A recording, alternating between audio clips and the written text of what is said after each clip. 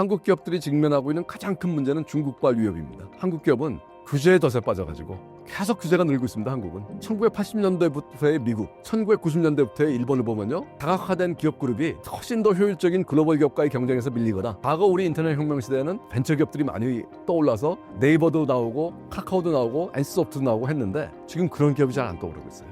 중국보다 패스트 팔로우를 잘할 수 없어요. 중국 기업이 훨씬 한국 기업보다 패스트 팔로우를 잘하고 있습니다. 중국이 너무 잘하는데 치명적인 약점이 있습니다. 극복하는데 시간이 한 10년, 20년 최소한 필요한. 그게 뭘까요?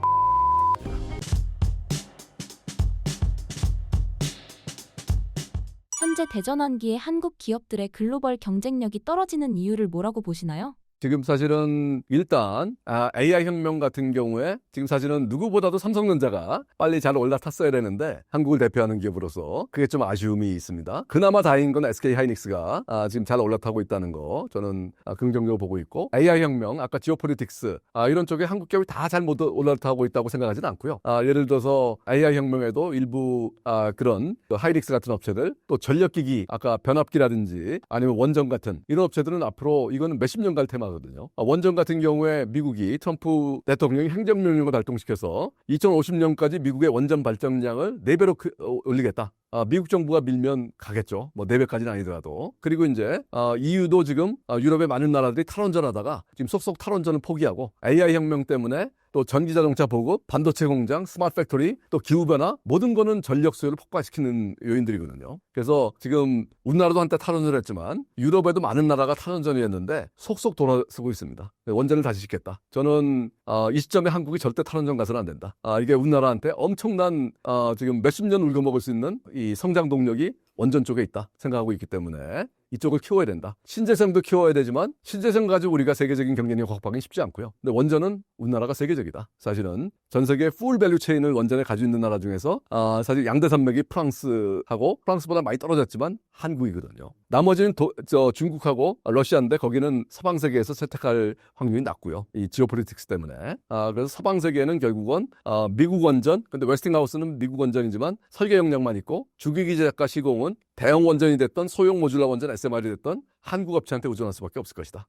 그래서 이제 결국은 그런 측면에서 저는 원전이나 변압기 같은 전력 인프라 쪽이 앞으로 매우 유망하다. 우리가 잘 타고 있다. AI 혁명의 핵심이기도 하지만 지오폴리틱스의 핵심이고 그렇게 생각하고 있고, 또 지오폴리틱스 때문에 조선과 방산도 상당 기간 갈 것 같습니다. 한국 기업들이 잘하고 있고요. 세계적인 경쟁력이고. 그래서 이제 그쪽 산업도 잘 올라타고 있는 그런 쪽이다. 그래서 저는 반드시 경쟁력이 떨어지고 있다고 보지는 않고요. 일부 분야는 지금 오히려 도약의 전기를 맞이했다라는 건데, 이제 전통적으로 우리가 잘해왔던 석유화학이라든지 철강 이런 쪽은 좀 힘들어지고 있고, 전기자동차나 전기자동차 배터리 이런 쪽은 중국이 너무 잘하기 때문에 거기서 이제 경쟁력 문제에서 우리가 좀 어려움을 겪고 있다고 생각을 하고 있습니다. 근데 여기에 대해서 이제 제가 전반적으로 좀 얘기를 해야 될 거는, 지금 한국 기업들이 직면하고 있는 가장 큰 문제는 중국발 위협입니다. 중국 기업이 원가 경쟁력만이 아니라 기술 품질 경쟁력까지도 한국을 초월하는 단계에 왔기 때문에 그게 가장 큰 문제고요. 그러면 이제 우리가 한 발짝 더 나가야 되는데, 근데 문제는 뭘까요? 한국 기업은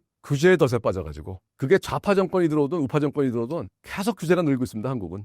그래서 이 규제의 덫에 빠져서 사실은 경쟁력을 강화하기가 쉽지 않은 그런 상황. 근데 규제 중에서도 뭐 굉장히 예민한 얘기인데요. 가장 큰 문제 중에 하나가 노동시장의 유연성 결여돼 있는 그런 부분들. 그러다 보니까 지금 기업들은 점점 해외로 공장을 빼고 있고, 지금 그런 상황들을 우리가 어떻게 타파할 거냐 하는 부분들. 그래서 저는 제2의 노사정 대타협이 좀 필요하다. 기업은 한국에 투자 약속을 하고 일자리 창출과 그리고 이제 노조도 양보할 부분은 양보해야지만 일자리 창출 문제, 젊은 세대 일자리 창출 문제가 매우 심각하고, 비정규직 계약직 문제가 너무 지금 심각하게 늘어났는데요. 또 중소기업과 대기업 간의 이 임금 격차도 너무 커졌고요. 여기에 대한 뭔가 해법이 좀 나와야지만 되겠다는 생각을 하고 있습니다. 그리고 이제 또 다른 측면의 문제는, 우리가 20세기 한강의 기적을 이루는 과정에서는 이 대기업 위주의 선단식 경영 구조가 숨기는 컸어요. 이 수평적 다각화와 수익적 계열화를 근간으로 한 선단식 경영. 왜 우리나라가 자원이 없었기 때문에, 또 정부 주도의 경제성장 과정에서 정부가 사실은 전략산업을 선정해서, 전략산업은 이 자원을 집중시켜서 파격적인 조건의 정책금융 등 각종 지원을 집중시키면서 독과점을 용인해주고, 외국에 막강한 게 못 들어오게 시장을 막아버리고, 그래서 내수시장을 다 먹을 수 있게 해주면서 산업을 육성했거든요. 그때는 효율적인 전략이었어요. 그러다 보니까 누구한테 몰아줬냐? 이미 경영 능력이 검증돼 있고 자원을 일정 부분 확보하고 있는 기존 대기업한테 몰아줘서, 그래서 지금 거대 기업 그룹이 기업이 탄생한 겁니다. 사실은 자원이 부족한 한국 입장에서 빠르게 캐치업하기 위해서는 저는 좋은 전략이었다고 생각해요. 그래서 대기업이 들어가서 성공 확률을 높였고요. 근데 들어가 보니까 맨 땅에 헤딩하는 거였어요. 그러니까 부품 소재 산업도 육성이 안 돼 있으니까 에라 안 되겠다. 내가 직접 부품 소재 산업을 육성하겠다 해서 수직적 계열화 체제가 강고하게 구축이 된 건데, 문제는 선진기업을 보면요. 선진기업도 과거엔 비슷했는데 1980년대부터의 미국, 1990년대부터의 일본을 보면요. 다각화된 기업 그룹이 훨씬 더 효율적인 글로벌 기업과의 경쟁에서 밀리거나, 미국 같으면 이제 일본, 독일 기업과의 경쟁에서 밀리고, 또 미국 같으면 벤처 캐피탈이 지원한, 저는 20세기의 가장 위대한 미국의 경영 측면의 발명품이 벤처 캐피탈 시스템이라고 생각하거든요. 벤처 캐피탈의 도움을 받아서 애플이 나오고 구글이 나오고 마이크로소프트가 나오고 이런 효율적인 기업한테 밀려가지고 결국은 콩글라머릿이라고 불렸던 미국의 거대 기업 집단이 다 쇠퇴하기 시작합니다. 가장 마지막까지 남았던 콩글라머릿이 저하고도 각별한 인연이 있는데 GE였습니다. 제가 2014년도에 GE의 제프리 멜트 회장이 저를 초청해서 GE 전체 연례 임원 워크숍에 가서 강연도 하고 왔었는데요. 근데 GE가 거의 마지막 남은 경쟁력 있는 콩글라머릿이었는데 GE조차도 결국은 2017년에 사실상 해체 수준으로 들어가서 작년에는 원래 GE만 상장돼 있었는데 홀딩 컴퍼니만 분할 상장하면서 원래 10대 사업 부문이 있던 거를 3개로 좁혔었는데 그것도 지금 분할 상장을 하는 이런 상황으로 갔다 이겁니다. 그래서 2018년에 GE의 새 CEO가 됐던 플래너리라는 CEO는 월스트리트저널과 인터뷰에서 미국에서 이제 콩글라머릿의 시는 끝났다. GE도 더 이상 콩글라머릿이 아니다.까지 얘기를 했었고요. 일본도 사실은 기업 집단이 많이 있었는데 1990년대 잃어버린 30년부터 쇠퇴하기 시작합니다. 글로벌 경쟁에서 밀리고 또 저성장이 지속되면서 한국은 어떨까요? 한국의 기업 집단 지금까지 상당히 그래도 나름대로 효율적인 경영을 해왔고 자원이 부족한 한국에서 나름대로 순기능도 있었다고 봅니다. 서로 시너지를 만들어내면서. 그런데 그런 긍정적인 측면도 많이 있지만 여전히 지금은 사실은 우리나라도 본격적으로 저성장 국면에 들어갔고 또 중국발 경쟁 등 글로벌 초경쟁에 직면하면서 이제 선단식 경영의 경쟁력 측면에서 효용성이 저는 조금 내려가고 있다 생각을 해서 지난 몇 년간 제가 주요 기업 그룹 가서 사장단 회의에서 강연하거나 그러면 이제는 서너 개의 코어 사업군 위주로 사업을 좁혀라. 비주력 백신 사업은 과감히 삼성이 한화한테 롯데한테 화학 방사를 매각하듯이 과감히 좁혀라 하는 얘기를 많이 해왔습니다. 그래서 이제 대기업은 저는 여전히 중요하다고 보고요. 대기업 경쟁력을 훼손시키는 규제나 이런 거는 조금 너무 지양해야 된다 생각을 하지만 대기업 스스로 자발적 선제적으로 조금 더 이 사업 범위를 좁히면서 정말 내가 잘할 수 있는 사업 위주로 가고 또 수익적 계열화 체제도 선진 기업들은 지난 30년간을 보면 많이 해체하거나 약화시켰거든요. 아웃소싱 한다든지 전략적 교육하면서. 물론 꼭 필요한 부분은 내재화도 강화했어요. 애플이 반도체 칩을 직접 설계하듯이. 그러니까 무조건 해체하라는 얘기는 아니지만 수익적 계열화 체제도 옥석을 가려가지고 꼭 필요하고 내가 경쟁력 강화에 필요한 부분은 하지만 아닌 부분은 과감히 아웃소싱이나 전략적 교육으로 빼는. 근데 우리는 모든 걸 수익적 계열화라는 그 강박관념이 강한데 20세기엔 맞았는데 고도성장기에는 21세기는 더 이상 맞지 않는다. 그런 부분도 재검토해야 된다. 그러면서 이제 지금 조금 안타까운 건 AI 혁명인데 과거 우리 인터넷 혁명 시대에는 벤처기업들이 많이 떠올라서 네이버도 나오고 카카오도 나오고 NC소프트도 나오고 했는데 지금 그런 기업이 잘 안 떠오르고 있어요. 이 벤처 캐피탈 시스템이라든지 벤처 생태계를 활성화해서 사실 벤처기업이야말로 창조적 혁신을 주도하는 그런 기업들이 많이 나와야 되는데 벤처기업에서 그것이 좀 더 활성화될 수 있도록 해줘야 된다. 근데 여기서 이제 우리가 좀 주목해야 될 거는요. 미국이 벤처가 활성화된 데는 벤처 캐피탈의 역할이 굉장히 컸는데요. 근데 미국 벤처가 엑시트하는 루트를 보면요. 빠져나오는 자금 회사에서 나오는 루트를 보면 90%는 팔고 나옵니다. 특히 대기업한테. 그리고 10%만 IPO, 기업 상장이에요. 근데 우리는 대기업이 벤처기업 사면 굉장히 욕하기도 하고 그러다 보니까 오히려 벤처기업도 원하는데 대기업이 적절한 가격을 주고 사주기를 우리나라 대기업들은 오히려 한국에서 사기보다는 외국 가서 사야 되겠다. 그리고 여러 가지 그 공정거래상의 규제 때문에 사실은 손자회사, 증손자회사 이렇게 가면 이제 어려워지기 때문에 그런 규제 때문에 사기 어려운 부분도 있고요. 그래서 이제 그런 부분도 조금 풀어주면서 벤처기업이 창업해가지고 당연히 큰 돈 벌려고 창업하는 거지. 근데 이제 IPO만 창업 루트가 돈을 회수할 수 있는 루트가 된다 그러면 주식시장이 안 좋으면 IPO가 안 되는데 그건 빠져나갈 수가 없죠. 그렇기 때문에 매각하고 나갈 수 있는 루트도 좀 많이 만들어줘야 된다. 그래서 벤처 생태계를 좀 더 활성화하는 것도 저는 꼭 필요하다고 생각합니다. 테스트 팔로워 전략 이후 한국 기업들이 지향해야 할 새로운 전략 프레임워크가 있다면 어떤 것이 있을까요? 중국과의 경쟁이 격화되고 중국보다 패스트 팔로우를 잘할 수 없어요. 중국 기업이 훨씬 한국 기업보다 패스트 팔로우를 잘하고 있습니다. 우리는 이제 선진국이 거의 됐기 때문에 워라밸 추구해야죠. 52시간도 너무 교조적으로 적용하는 게 문제긴 하지만 저는 원칙적으로 맞다고 봅니다. 그런데 이제 중국은 그런 게 어디 있습니까? 과거 우리가 한 것처럼 필요하면 월화수목금금금 하죠. 그렇기 때문에 거기다 사람도 많고 시장도 크고 정부 보조금도 있고 이제 그래서 원가 경쟁력만 아니라 기술 품질 경쟁력까지 좋아지고 있기 때문에 이제는 주구나 사나 한국 기업도 중국과 차별화를 해야 됩니다. 차별화가 두 가지입니다. 하나는 브랜드를 통한 차별화고요. 또 하나는 혁신적인 기술 개발을 통한 차별화예요. 그래서 차별화를 통한 시장 선도 전략을 쓰지 않을 수가 없다. 일단 브랜드 차별화부터 한번 얘기를 하면요. 사실은 중국이 너무 잘하는데 치명적인 약점이 있습니다. 극복하는데 시간이 한 10년, 20년 최소한 필요한. 그게 뭘까요? 메이드 인 차이나입니다. 메이드 인 차이나 하면 어떤 생각이 드시나요? 아직도 메이드 인 차이나는 싸구려 이미지, 뭔가 품질에 문제 있을 것 같다. 실제로는 품질이 매우 좋아졌는데 사람들은 그런 이미지를 가지고 있어요. 메이드 인 코리아도 사실은 마찬가지였습니다. 20, 30년 전에 메이드 인 코리아, 제가 미국 살 때 보면요. 싸구려의 대명사였습니다. 메이드 인 코리아에 싸구려 이미지 극복하는데 몇십 년 걸렸어요. 이제는 사실은 한류 열풍이 굉장히 중요한 역할을 했다고 생각하는데요. BTS, 한류, 넷플릭스의 드라마, 사실은 이런 것 때문에 한국에 대한 이미지가 매우 좋아졌고요. 또 여기다 기업 한류까지 있죠. 삼성, 현대, LG, 세계적인 브랜드입니다. 삼성 브랜드는요, 전 세계 인터브랜드 비즈니스 랭킹에 의하면 전 세계 모든 브랜드 중에서 5등 브랜드예요. 3년 연속. 근데 탑4 브랜드는 다 미국의 빅테크 기업들입니다. 애플, 아마존, 구글 같은 비미국의 브랜드 중에서 삼성이 1등이에요. 일본, 독일 브랜드를 제치고. 과거에는 삼성 브랜드, 일본 브랜드라고 많이 생각했는데 외국 사람들이 이제 알만한 사람 다 압니다. 한국 브랜드라는 거. 그럼 삼성이라는 회사가 한국 회사인데 삼성 품질 끝내주는데 이게 후광 효과도 크죠.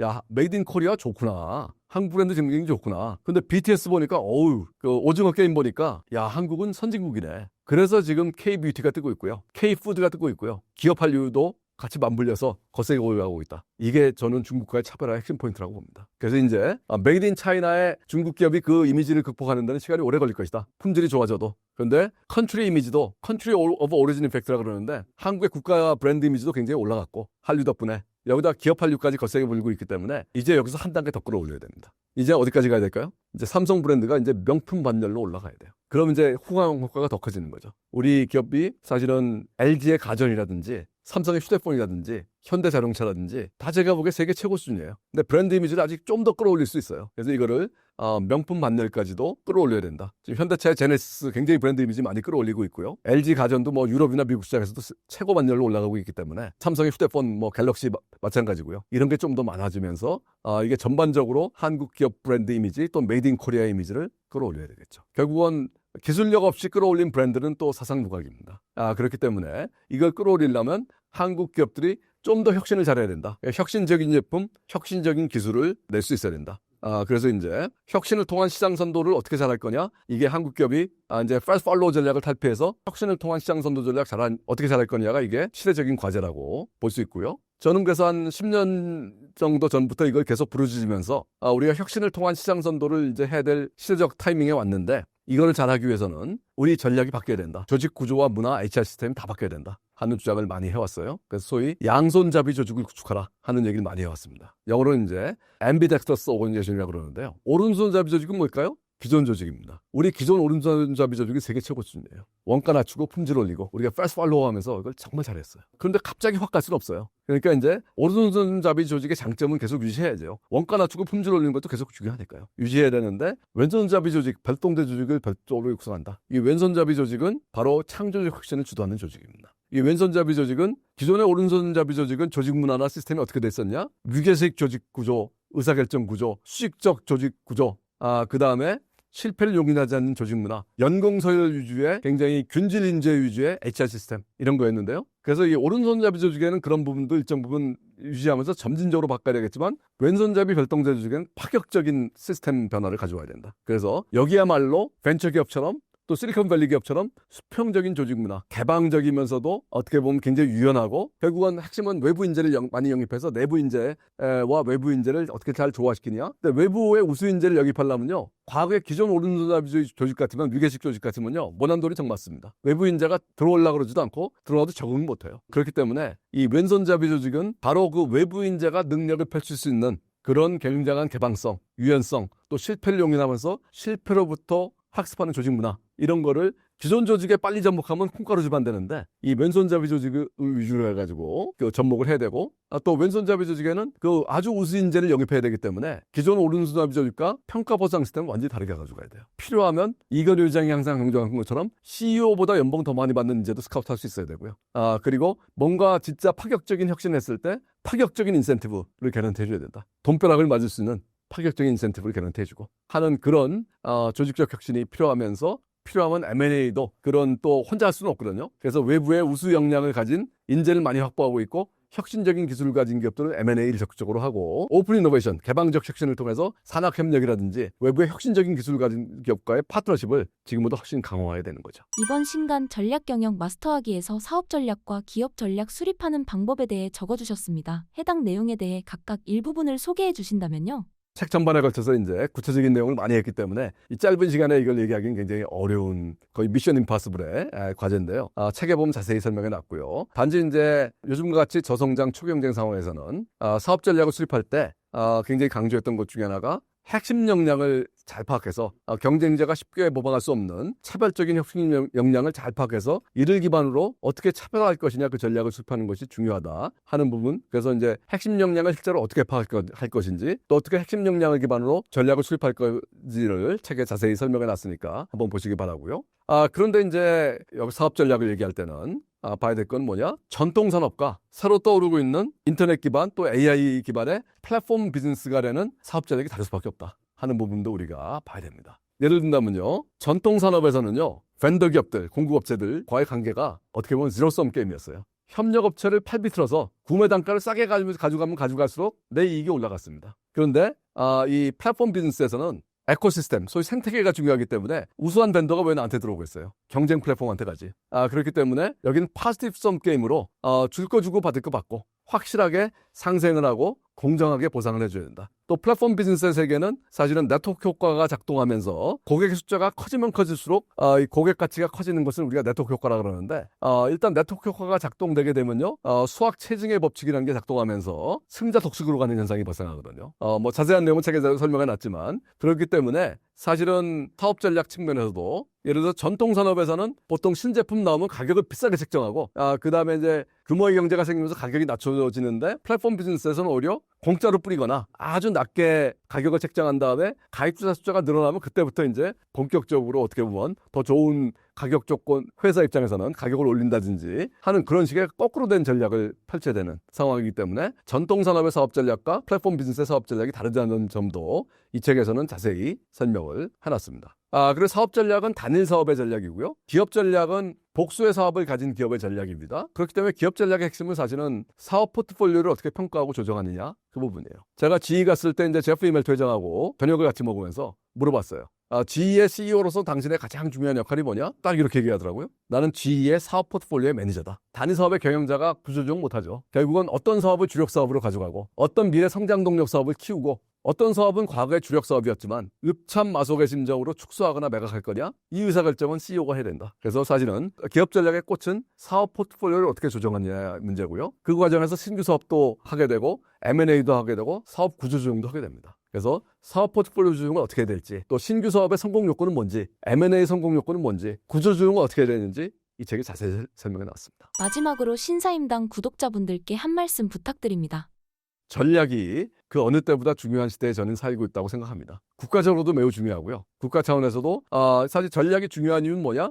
자원이 제한됐기 때문입니다. 자원이 무한하다 보니 전략 필요 없습니다. 전략적 의사결정은 뭘까요? 어떻게 보면 자원 배분의 우선순위 결정이고 선택과 집중의 의사결정입니다. 한국은 작은 나라예요. 우리가 모든 걸 다 할 수 없습니다. 삼성전자도 사실은 거대 기업이지만 이 거대 기업 삼성전자도 인적 자원, 기술적 자원, 재무적 자원은 유한하고요. 전 세계에 할 수 있는 사업은 무궁무진합니다. 항상 선택과 집중을 해야 됩니다.